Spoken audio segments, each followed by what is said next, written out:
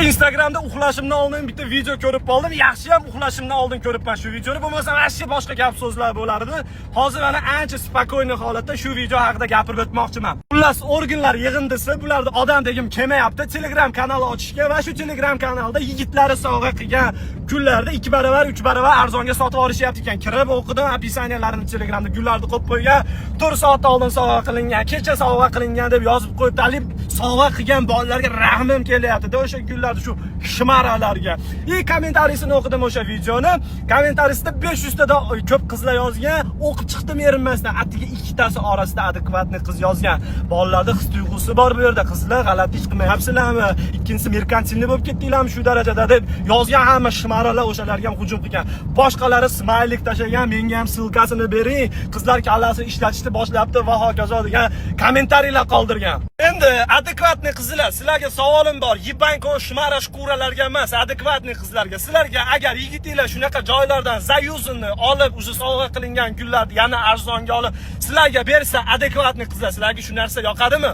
Ikkinchi savolim, o'sha sizlarga sovg'a qilgan bola shunaqa gulni qanaqa munosabat qilasizlar? Qandaydir ko'zinglarda bir kraxabordek ko'rinadimi? Gapim bilan nima demoqchiman? O'zlari erkaklarga masalan erkak emas postupik qiladigan narsalar yaratib berishadi.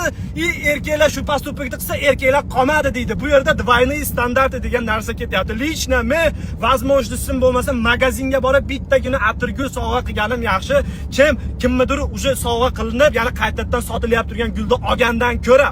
Akalar, babuyinlar, ko'zinglarni ochinglar. Hozirgi 99.9% qizlar qayerdan olyapman bu gapni? 500 ta kommentariydan atiga 2 ta degani o'zi statistikani chiqarib olinglar. Sizlarni faqatgina finansiy kошелек sifatida ko'radi xolos. Ya'ni menga hamma narsa должен, men xohlagan narsamni pastupogima qilaman bu narsa bilan.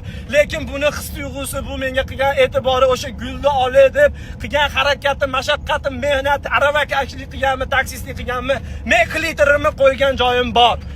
To есть erkak kishini hech qanaqa qadri yo'q, his tuyg'usini qadri yo'q. Chinni faqat pulga bo'lib ketgan xolos. Umuman oila qurishga tayyor emas.